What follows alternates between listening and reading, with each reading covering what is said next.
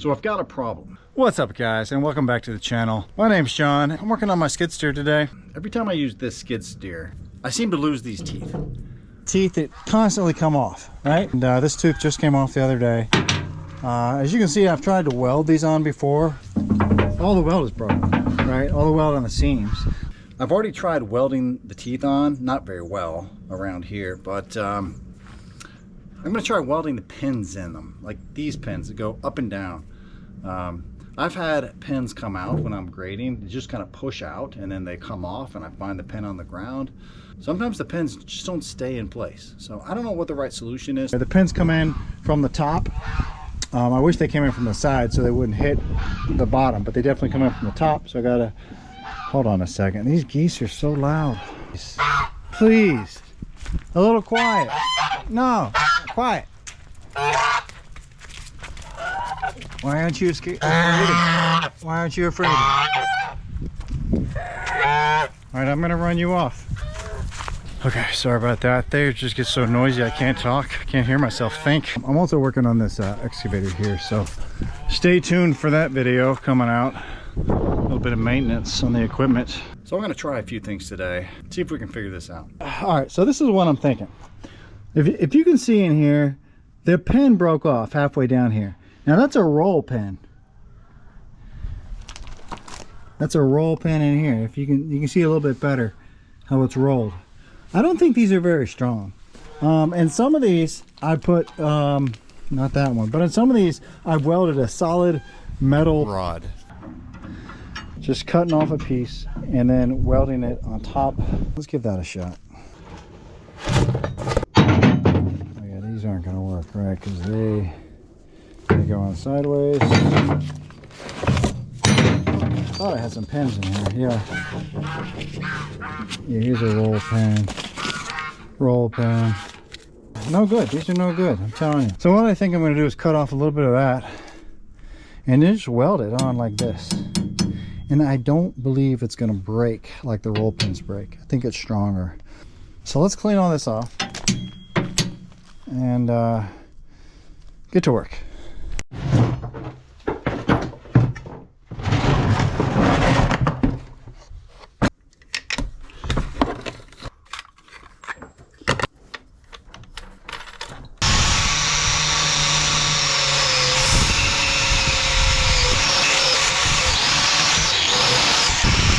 I forgot that I had built this one up a little bit. It definitely had worn down, so I had to put a bunch of weld on there just to build that tooth out. I think that the previous owner used this bucket a lot without the teeth on here, and so it wore down the root a little bit. All right, let's see if we can punch that spring coil out of here. At the bottom side.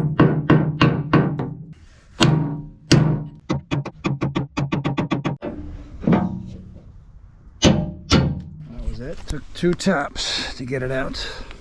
So you can see this pin is well, it's probably about 3/4 of an inch tall. It should probably be 1.5 inches to 2 inches, and broke right smack in the middle. So I just don't trust these pins. I've had several of them break. What I expect is happening that maybe this is not built up even enough, and so it's just too much wiggle room pulling on that pan right there. So I need to make sure it's a better fit. It fits all the way up in there. First of all, let's clean all the dirt out of this.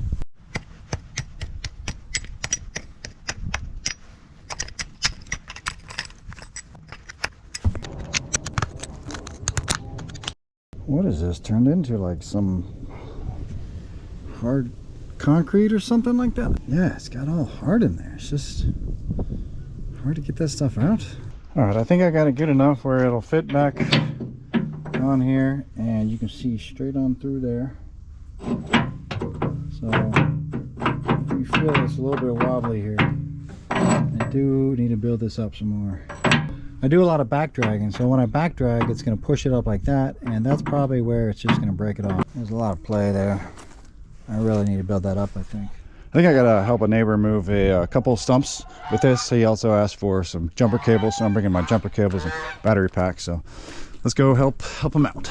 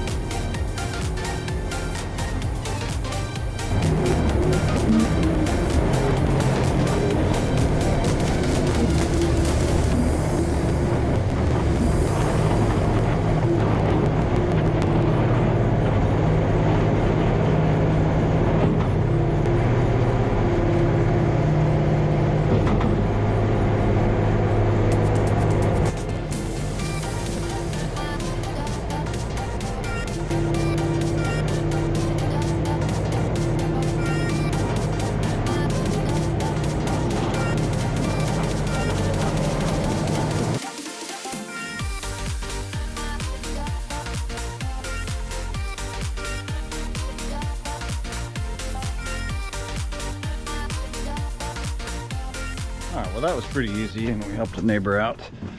So now we can get back to work. This is the first rain we've had in a month. But you can see trees are starting to change here.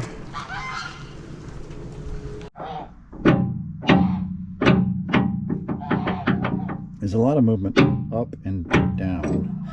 This needs to be built up a little bit because when I back drag, it tends to break. That's what it does. Shut up. It pulls it like this, and that will break the pin off right there. So if I can fix that just a little bit, then I think that would resolve the problem. That one's fine. Oh, that one's going to need to be fixed too. Look at that, that one's about to come off. I want to weld the pin in here like this. As long as I put a good pin in there and I don't have too much movement, these teeth should stay on. This fits perfectly in here. Very little wiggle room. So this rod will still break, but it'll flex, I think, more than this spring. What I plan on doing is putting it in here, cutting it off, and then welding it like the top, on the top right there. So as this bends, hopefully this rod will bend and not break, and these will not come off. That is the plan. Let me know if you have any better ideas. Oh yeah, see this on this excavator bucket, look, they're in the side here. Yeah, it looks like that was welded in. That one there. I don't even know what they did here. They just put, like, found a piece of metal and just welded it on there. Anyway, that's a future project. All right, so let's build this up just so there's not as much movement. Even that's too much movement. We got to do a better job here. Let's build that tooth up. But look at all this stuff against the walls. Hey guys, does your garage look like this? Just not enough storage space anywhere, with things piled up against the edges, against the walls. I need to get stuff off the ground, so let's get right to it. This new rack is called Fleximounts. This is the GL1 model. It's 4 feet by 4 feet. I'm raising this all the way to the ceiling with this hand crank here. I will quickly show you how easy this is to install.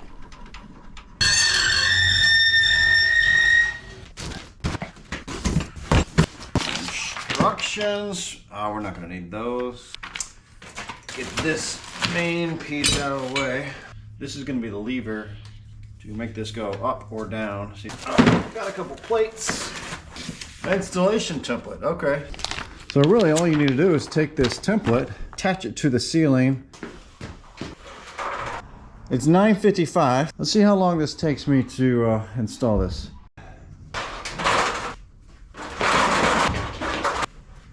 Yeah, I'm gonna put the pulleys in the front because the crank goes with the other brackets that are in the back.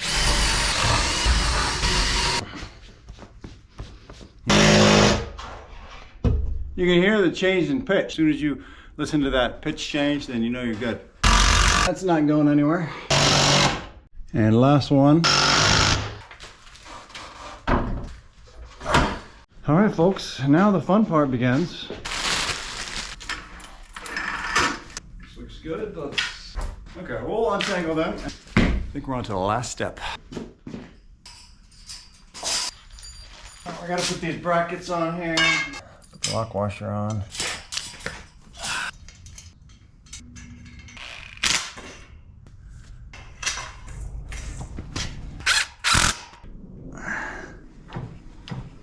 Crank it like this. I don't know how much weight this is gonna hold. It's taking me about an hour and a half to basically assemble this. If I did it all over again, it'd probably take me like 30 minutes. Let's throw it on this rack here. All right.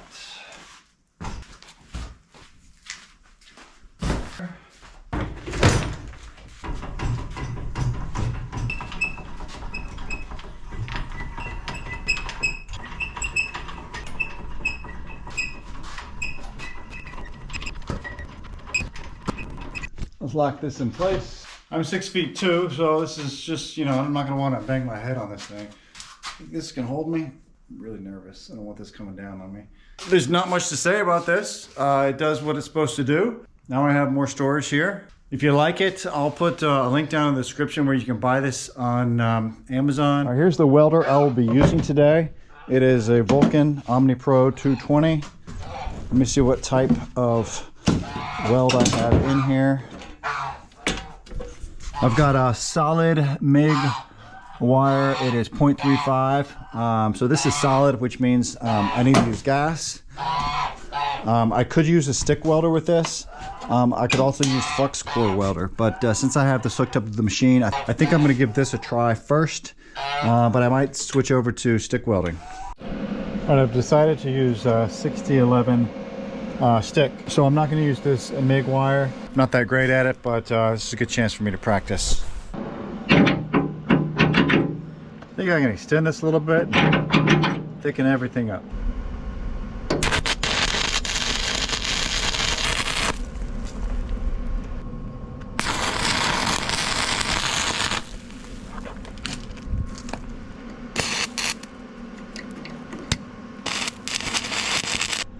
I don't know, I seem to be going through this rod really fast.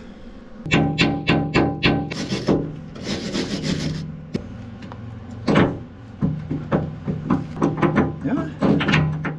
Put a little bit more underneath here.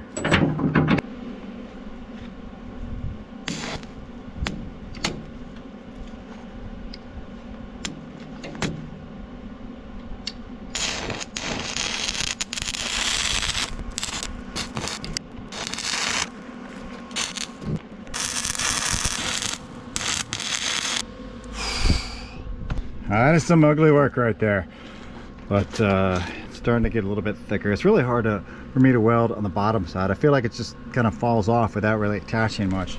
Top is so much easier. Not bad.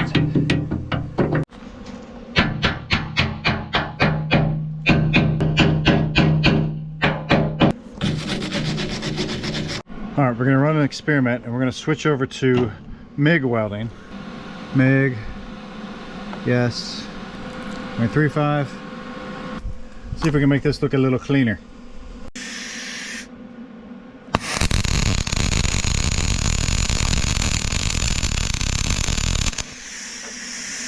Oh, this is so easy.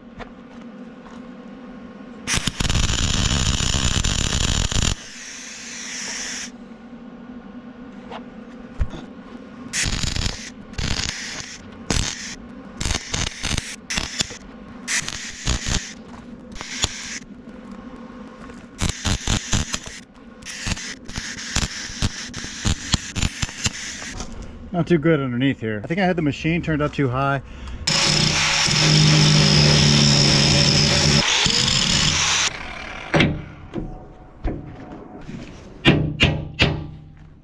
I think that's it right there.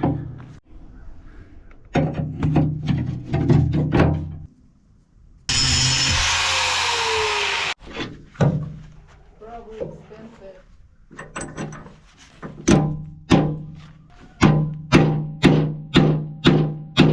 And I'll just weld a little bit on top of there.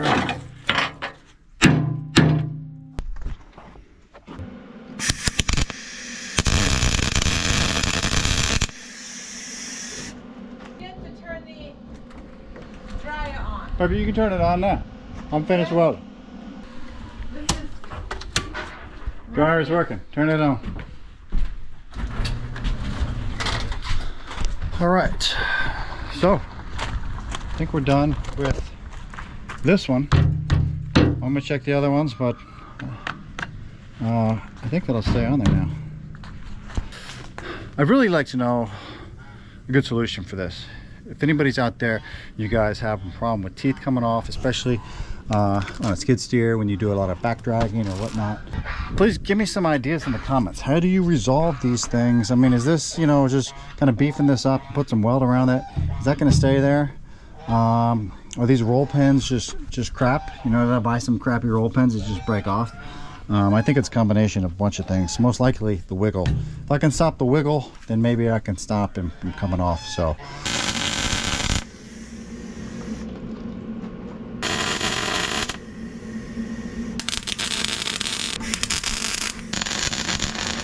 we'll see how this holds.